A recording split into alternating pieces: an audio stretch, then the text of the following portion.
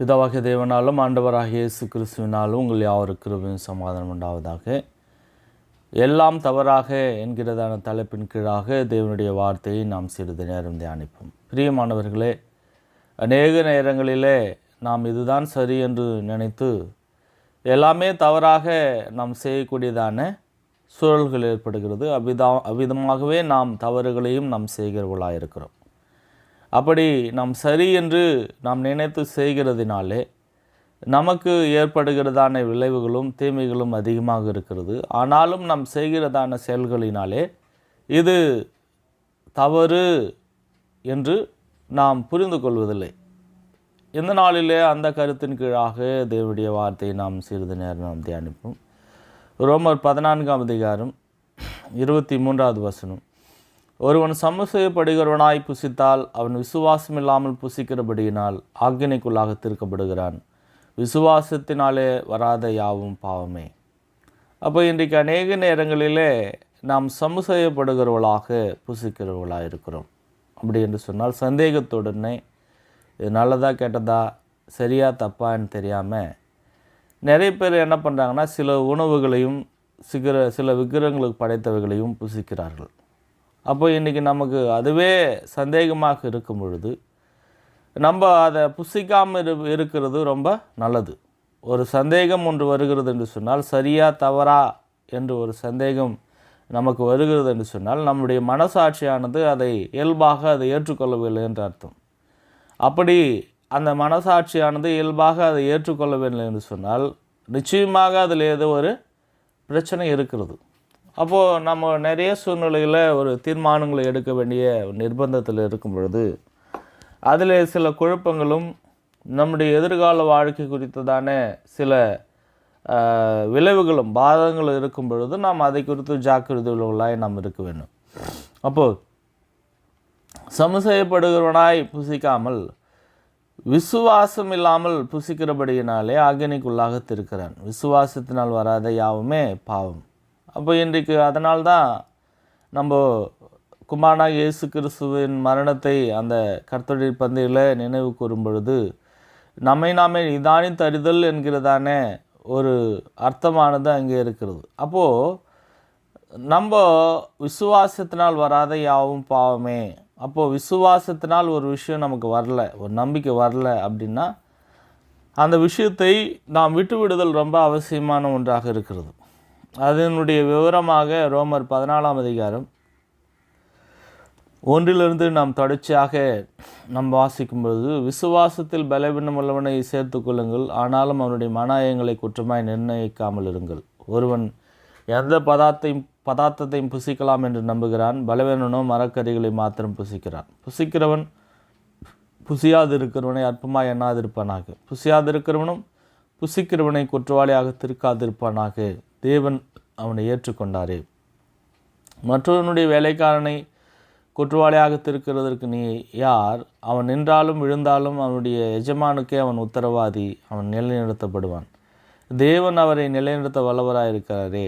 அன்றியும் ஒருவன் ஒரு நாளையும் மற்றொரு நாளிலும் விசேஷமாக எண்ணுகிறான், வேறொருவன் எல்லா நாட்களையும் சரியாக எண்ணுகிறான். அவனவன் தன் மனதிலே முழு நிச்சயத்தை உடையவனாயிருக்கிறான்.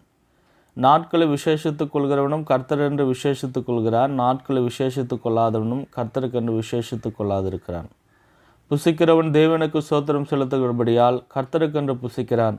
புசியாதிருக்கிறவனும் கர்த்தருக்கென்று புசியாதிருந்து தேவனுக்கு ஸ்தோத்திரம் செலுத்துகிறான். நம்மில் ஒருவனும் தனக்கென்று பிழைக்கிறதும் இல்லை, ஒருவனும் தனக்கென்று மறிக்கிறதும் இல்லை. நாம் பிழைத்தாலும் கர்த்தருக்கென்று பிழைக்கிறோம், நாம் மரித்தாலும் கர்த்தருக்கென்று மரிக்கிறோம். ஆகையால் பிழைத்தாலும் மரித்தாலும் நாம் கர்த்தருடையவர்களாக இருக்கிறோம். கிறிஸ்துவ மரித்தோர் மேலும் ஜீவனுள்ளோர் மேலும் ஆண்டவராக இருக்கும் பொருட்டு மரித்தும் எழுந்தும் பிழைத்தும் இருக்கிறார். இப்படி இருக்க நீ உன் சகோதரனை குற்றவாளி என்று தீர்க்கிறது என்ன? நீ உன் சகோதரனை அற்பமாக எண்ணுகிறது என்ன? நாம் எல்லாருக்கும் கிறிஸ்துடைய நியாயசன்னத்துக்கு முன்பாக நிற்போமே. அந்தபடி முழங்கால் யாவும் எனக்கு முன்பாக முடங்கும், நாவு யாவும் தேவனை அறிக்கும் வேண்டும் என்று என் ஜீவனை கொண்டு உரைக்கிறேன் என்பதாய் கர்த்தர் சொல்கிறார் என்று எழுதியிருக்கிறது. ஆதலால் நம்மில் ஒவ்வொருவரும் தன்னை குறித்து தேவனுக்கு கணக்கு ஒப்புவிப்பான். இப்படி இருக்க நான் இனிமேல் ஒருவர் குற்றவாளிகள் என்று தீர்க்காதிருப்போருமாக ஒருவனும் தன் சகோதரருக்கு முன்பாக தடைக்கலும் இடர்களையும் போடலாகாது என்று தீர்மானித்துக் கொள்ளுங்கள். பிரியமானவர்களே, இந்த வசனங்களிலிருந்து நாம் புரிந்து கொள்ள வேண்டியதான ஒரு விஷயம் என்னென்னா, விசேஷித்து கொள்கிறதான காரியங்கள். அப்போது ஒருவன் ஒரு நாளை மற்றொரு நாளிலும் என்ன பண்ணுறான்? விசேஷமாக எண்ணுகிறான். அவனவன் தன் மனதிலே முழு நிச்சயத்தை உடையவனாக இருக்க கடவன். நாட்களை விசேஷித்து கொள்கிறவனும் கர்த்தர் என்று விசேஷித்து கொள்கிறான். நாட்களை விசேஷித்து கொள்ளாதவனும் கர்த்தருக்கென்று விசேஷித்து கொள்ளாதிருக்கிறான். புசிக்கிறவன் தேவனுக்கு சோத்திரம் செலுத்துகிறபடியால் கர்த்தருக்கென்று புசிக்கிறான். புசியாதிருக்கிறவனும் கர்த்தருக்கென்று புசியாதிருந்து தேவனுக்கு சோத்திரம் செலுத்துகிறான். இன்றைக்கு நிறைய பேர் என்ன பண்ணுறாங்க? சில நாட்களில் விசேஷித்து கொள்ளுவர்களாக இருக்கிறார்கள். சில பிறந்த நாட்கள், திருமண நாட்கள், மற்றொரு நாளிலும் அந்த நாள் விசேஷமாக இருக்கிறது. சில பேருக்கு அது விசேஷம் இல்லாமல் இருக்கிறது. அப்போது எப்படியாக ஒருத்தர் என்ன பண்ணுவாங்க? விசேஷத்து கொள்கிறதுனாலே என்ன நாட்கள் விசேஷத்து கொள்கிறது என்கிறதான ஒரு விவாதத்தை அவர்கள் வைப்பார்கள். இவனா இந்த நாளை பெருசாகவே அண்ணலை அப்படின்னு சொல்லி சில பேர் அதை தவறாக நினைப்பார்கள். ஆயினும் வேதத்தில் நாம் பார்க்கிறோம், நாம் பிழைத்தாலும் கர்த்தருக்கென்று பிழைக்கிறோம், நாம் மரித்தாலும் கர்த்தருக்கென்று மரிக்கிறோம். ஆகையால் பிழைத்தாலும் மரித்தாலும் நாம் கர்த்தருடையவர்களாக இருக்கிறோம். அதனால் ஒருவர் நாம் குற்றமாக தீர்க்காதபடிக்கு நம்ம தேவனுக்கு பிரியமான பிள்ளைகளாக நாம் வாழ்வதில் மிகவும் முயற்சி கொண்டவர்களாக, அதை குறித்துதான ஒரு பயணங்களானது, அதை குறித்துதான ஒரு தொடர்தானது இருக்கணும். அப்போது இன்றைக்கு பிரியமானவர்களே, நம்ம என்ன பண்ணுறோம்? நிறைய சூழ்நிலையில் விசேஷித்து கொள்ளுதலும் கொள்ளாமலும் இருக்கிறதை குறித்துதான ஒரு சிந்தனையானது நமக்கு இருக்கிறது. அதை எதிர்ந்தாலும் அது தவறு இல்லை. மாறாக நம்ம செய்ய வேண்டியது என்னென்னா, நம்ம பிழைத்தாலும் கர்த்தருக்கென்று பிழைக்கிறோம், நாம் மரித்தாலும் கர்த்தருக்கென்று மரிக்கிறவர்களாக இருக்கிறோம். பிழைத்தாலும் மரித்தாலும் நாம் கர்த்தருடையவர்களாக இருக்கிறோம் என்பதை நம்ம புரிந்து கொள்ள வேண்டும்.